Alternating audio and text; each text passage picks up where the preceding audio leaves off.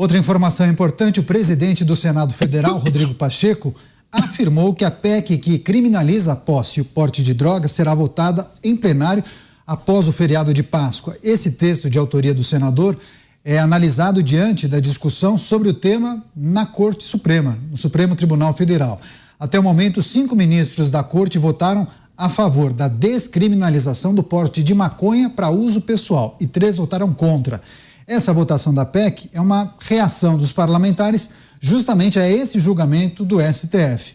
O texto pretende criminalizar o porte e a posse de qualquer quantidade, inclusive de maconha. Você, José Maria Trindade, essa apreciação que deve acontecer logo após o feriado de Páscoa, há uma grande expectativa para essa apreciação.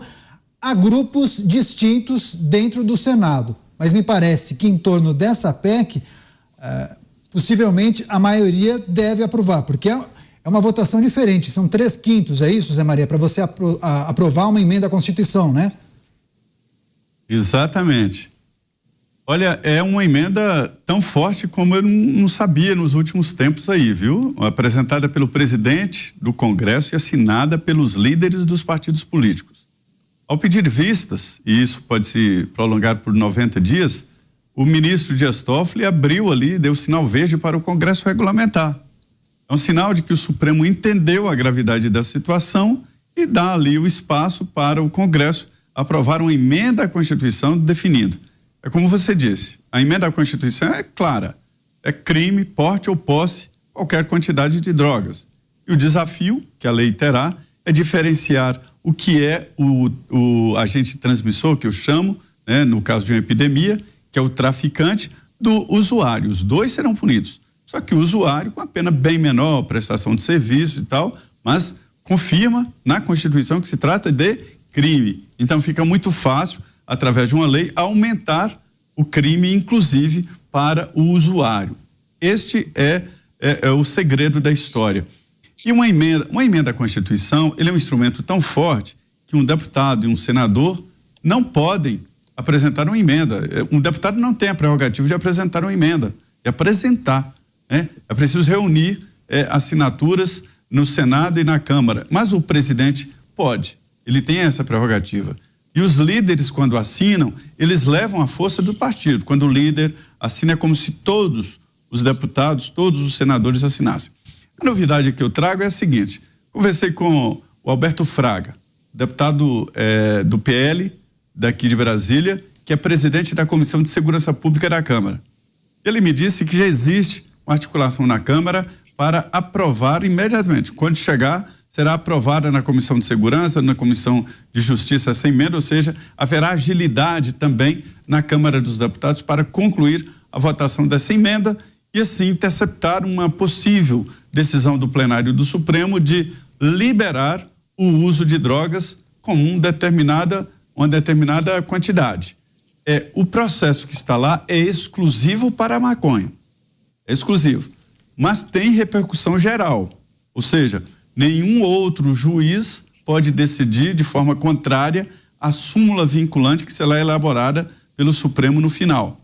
Mas acontece que, se os juízes entendem que o Supremo falou sobre isso na maconha, a mesma coisa vai acontecer com outras drogas, né? Então, há um entendimento de que essa repercussão geral vai provocar isso. E como liberar o uso, mesmo com o limite, sem dizer onde comprar? Aí provoca essa confusão. Então, assim, a intenção do povo brasileiro e a intenção do legislador é permitir como está. Tanto é que essa emenda não passa de uma transferência da lei para a Constituição. E o que diz a lei? De que é crime o porte ou posse de drogas. Mas é que a lei define ali circunstâncias para diferenciar o usuário do traficante. É o local, a quantidade também, mas não define a quantidade. É o local. Já houve um momento que a lei definia, tiraram isso da lei. O local, as condições, enfim, é coisa que o policial sabe. Então, o que teria era reforçar a autoridade policial. O policial, quando chega, ele sabe quando é traficante, quando é usuário. Todo esse debate é isso, para diferenciar um do outro. Você, Mota, a PEC que pretende criminalizar a posse e porte de qualquer tipo de droga em qualquer quantidade. O que é preciso destacar nesse debate que vai acontecer no Senado Federal? Eu escutei alguns especialistas da área da saúde falando sobre a punição aos dependentes químicos, não aqueles que usam de forma recreativa, mas, por exemplo, aqueles que estão viciados, dependentes de forma muito grave, que ficam nas cracolândias da vida. Como tratar dessa questão em especial? Queria sua reflexão a respeito, Mota. É uma pergunta muito difícil, Caniato, que os países mais desenvolvidos do mundo... Não resolveram. O mais rico, mais poderoso deles, Estados Unidos, está hoje às voltas com esse dilema. Nenhuma lei, nenhum estado, nenhuma regulamentação vai impedir o ser humano de se autodestruir se ele quiser, né? A gente pode proibir todas as drogas, botar uma lei muito poderosa, o cara, se ele quiser beber gasolina, ele bebe gasolina e se destrói. Então a gente tem que entender isso para não achar que a lei resolve tudo, né? Eu acho que esse posicionamento do Congresso é excelente, o momento é muito bom. Essa PEC, na minha avaliação, ela é um movimento preventivo contra uma eventual futura legalização das drogas. Não é isso que o STF está fazendo agora. A gente precisa explicar com bastante clareza. O que o STF está fazendo agora é determinar uma quantidade de maconha. Se você estiver abaixo dessa quantidade, você é usuário. Se você estiver acima, você é traficante. O porte de drogas, de qualquer quantidade, continua sendo crime, como é no Brasil hoje. Só que continua não dando pena de prisão. Então, quando você estabelece uma quantidade, se você estiver abaixo daquela quantidade, você agora oficialmente, né, sem dúvida nenhuma, vai ser considerado usuário, e aí você vai levar uma bronca do juiz, vai pagar uma cesta básica ou fazer um trabalho socioeducativo, que na verdade ninguém faz mais nada, porque a polícia não se dá mais ao trabalho de levar ninguém à delegacia para isso. Então, do ponto de vista jurídico, não muda nada, continua como está. Do ponto de vista prático, na minha opinião, as consequências serão o aumento de uso, porque, veja, aumentou a segurança jurídica do usuário, né? Então, agora eu tenho 40 gramas, eu tenho agora uma decisão dizendo que abaixo de 50, por exemplo, é usuário, então eu sou usuário. Aí vem a grande questão, o X da questão vai encerrar o comentário. Como é que isso vai acontecer nas ruas, no calor das operações policiais? Será que agora a gente vai ter em cada operação policial um grupo com balanças de precisão, com especialistas em medição e tudo aquilo documentado, sendo gravado, né? Como é que você vai, no calor de uma operação policial, entrar num detalhe como esse, dessa forma? Esse é um ponto muito interessante. Você, Cristiano Beraldo, não pode acontecer também do tráfico de drogas contratar mais gente, mais pessoas, pulverizar o que eles chamam de aviõezinhos, para que eles respeitem aquela quantidade determinada, sei lá, 20, 30 gramas? Pode acontecer, não? Mas assim, é óbvio que o tráfico de drogas vai encontrar os caminhos que estiverem disponíveis para continuar com a sua atividade, para crescer, fortalecer a sua atividade. Hoje, Caniato, você acha que alguém liga assim, o tráfego ali, o aviãozinho? Você acha que alguém está ligando para a legislação? Você acha que eles se reúnem? Mudou a legislação agora. O Senado vai votar, o Congresso vai aprovar. Sim, já voltou. Pois é, aí vão se reunir os aviãozinhos todos, o traficante, o chefe da boca, e aí vão falar o quê? Pessoal, mudou a lei. Ixi, agora vamos ter que ir lá para a fila do Ministério do Trabalho, tirar uma carteira de trabalho e vão procurar emprego. Ora, é óbvio que isso não vai acontecer. Isso para eles não muda nada. O que tem que mudar é a repressão, o que tem que mudar é a atuação policial e também o apoio que existe do judiciário para que o trabalho do policial seja valorizado e reconhecido. A gente tem que quebrar essa dinâmica da polícia trabalhar e aí na hora que vai para a audiência de custódia, o bandido, o traficante, ele é um pobre coitado. E eu espero que nós comentemos hoje, inclusive, sobre decisão judicial que liberou flagrante, simplesmente que foi denúncia anônima e tal. Esses absurdos é que precisam acabar. Aí a gente vai começar a reverter o processo de plena dominação do tráfico de drogas que existe hoje no Brasil. Você, José Maria Trindade, o que mais é preciso destacar também em relação à apreciação que acontece no Supremo Tribunal Federal? Eu me lembro de algumas mensagens que nós recebemos de mães com receio que, dependendo do entendimento da Suprema Corte, meio que normalizaria o uso de maconha, principalmente para os jovens. Eles iriam justificar para os pais, mas até 40 gramas não tem problema. Eu vou fazer uma avaliação histórica. Eu acho que eu me sinto na condição de fazer isso, de acompanhar esse processo por muito tempo e vários debates. Em primeiro lugar, é uma situação que o Mota falou muito bem. Nenhuma legislação no mundo e nenhuma operação ou método no mundo deu 100% de certeza de que o processo é esse, é o sinal para acabar com esse problemão, né? Que não é só do Brasil, é do mundo, esse problema. E é histórico, ele é bíblico, né? Houve guerras por conta de drogas, enfim, é um flagelo da humanidade. Existem drogas legais, o álcool, por exemplo, é uma droga legal, que provoca problemas. A alcoolemia é um problema sério, né? Que leva pessoas à aposentadoria, inclusive, porque trata-se de doença, segundo a Organização Mundial da Saúde. Houve um momento em que se discutiu muito, inclusive um ex-presidente do Brasil, Fernando Henrique Cardoso, participação do ex-presidente norte-americano, de liberar o uso de drogas. A bordo de veja bem, não estou defendendo isso, eu estou contando a história. A bordo de um processo que chamava redução de danos, né? Na inocência de que, olha, o cara, ele se injeta, então vamos dar uma seringa para ele não repetir seringa e não se contaminar de AIDS. Ou vamos dar uma droga para ele não precisar roubar. Quer dizer, são medidas inocentes, sei lá como classificar isso. Mas não significa que essas pessoas defendiam o uso, né? E queriam que as pessoas usassem drogas. Não é isso. É o embate de ideias e uma tentativa de procurar uma saída. Mas todas as indicações, todos os processos mostram duas coisas. Pois não. Não, mas hoje existe ONG que distribui cachimbo na Cracolândia. Você claramente não pode sustentar o vício do viciado. Isso não faz nenhum sentido. Então, olha, ele já se pica, então toma aqui a seringa. Isso não tem lógica nenhuma, isso não é política de Estado que se justifique. Foi Fernando Henrique que fumou e não tragou? Não, foi Clinton. É verdade.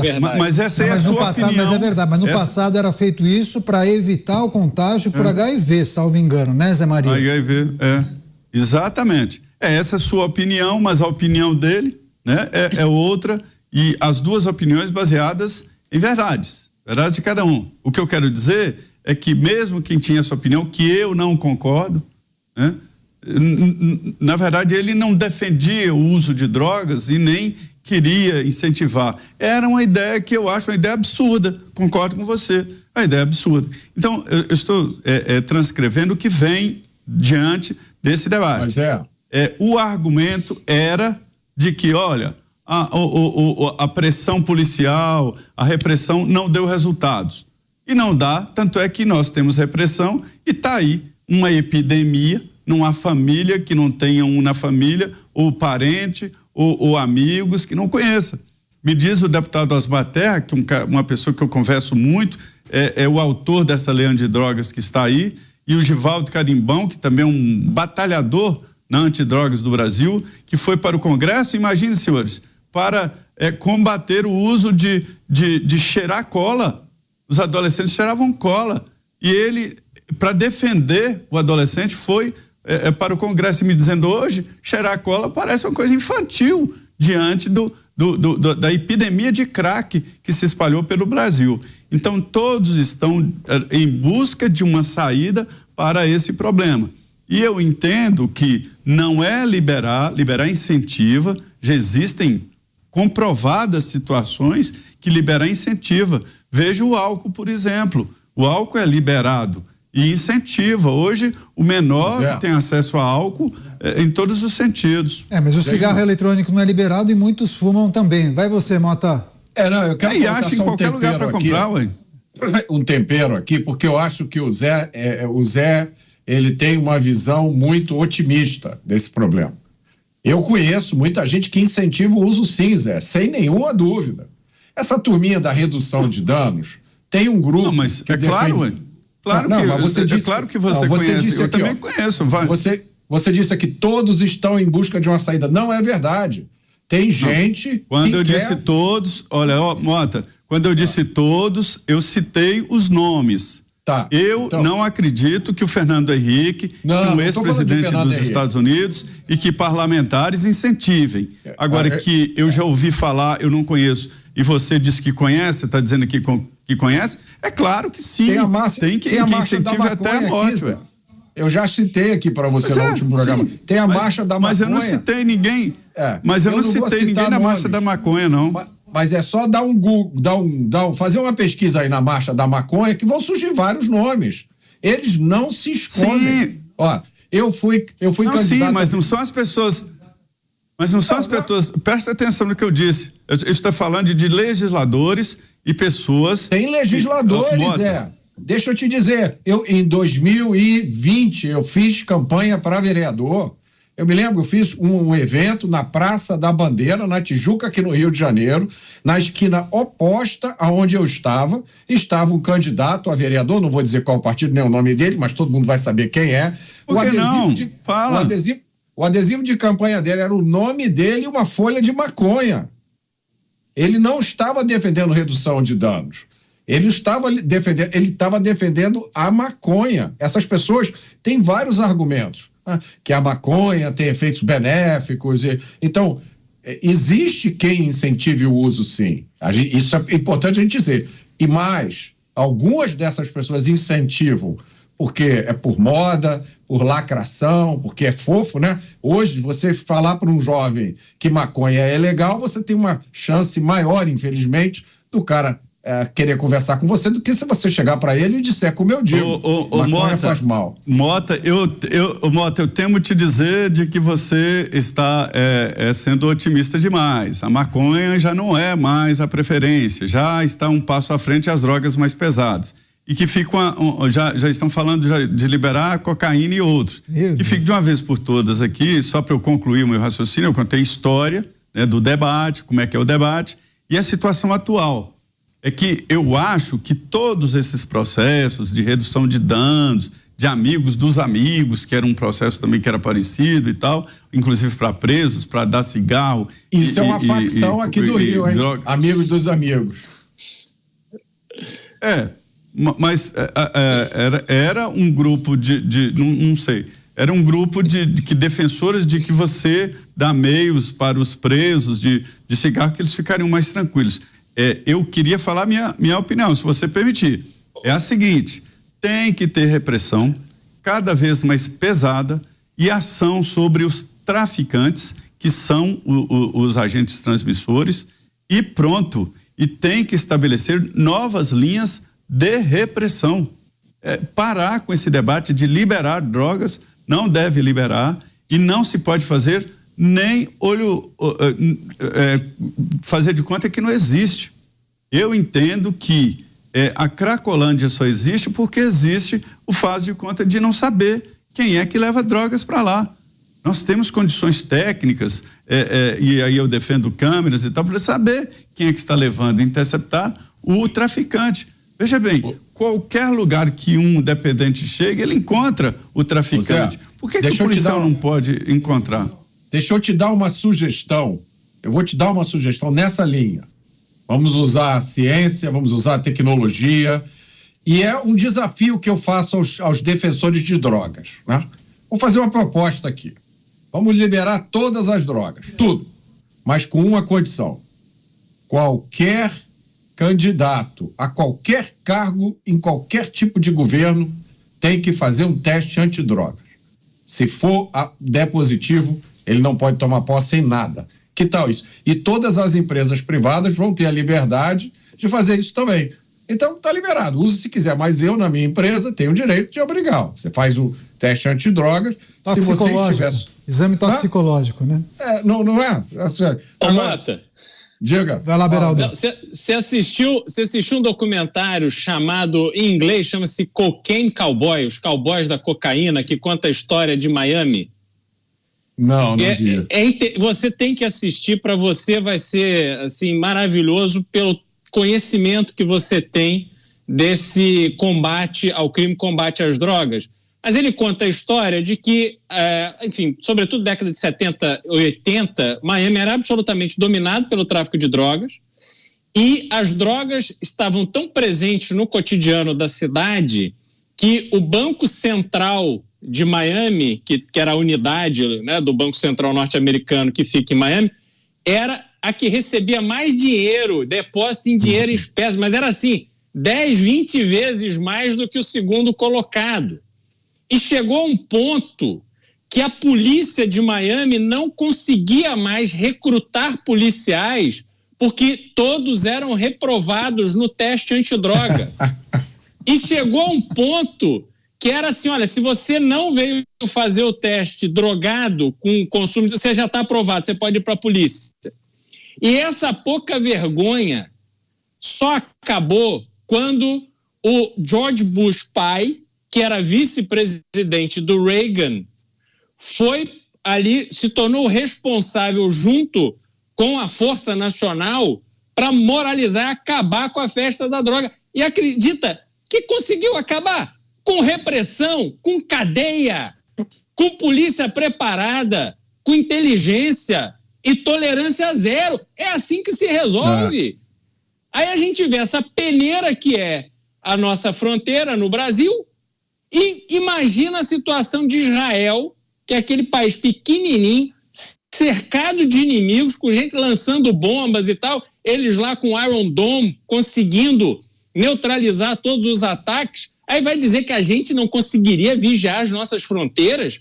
Pô, isso é vergonhoso e uma demonstração clara de que há conivência de autoridades com essa pouca vergonha que se tornou o tráfico de drogas e o tráfico de armas no Brasil. E aí eu vou dar, você está falando aí, Beraldo, se eu puder, me ocorreu agora uma outra ideia também.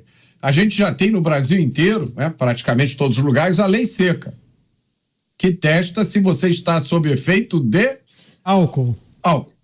Por que não incluir na lei seca um teste para ver se o cidadão também está sob efeito de drogas, né? Maconha, cocaína, crack. Eu aposto que tem muita gente dirigindo por aí sob efeito de maconha. Então, é um país que é sério mesmo, que quer acabar com a cracolândia, quer acabar com a dependência, né? Tudo bem, não vamos criminalizar, não vamos botar o usuário dependente na cadeia, tudo bem. Agora, não vamos deixar que ele saia dirigindo por aí sob efeito de drogas, né?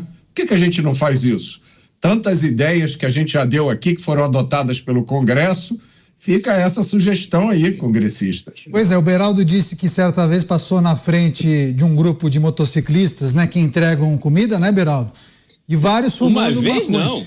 Uma vez não. Isso é algo do cotidiano, Beraldo, em São Paulo. Pois é, lembrei de você. Esses dias eu vi justamente um motorista de Uber parou em uma praça para descansar, pegou sua garrafa de água, acendeu o quê? Um cigarro de maconha do lado de fora. Eu fiquei pensando, caramba, depois possivelmente ele vai pegar um cliente, motorista, vai fazer uma corrida. Nosso filho, aí pega o nosso filho para levar para a escola. Então. Sabe?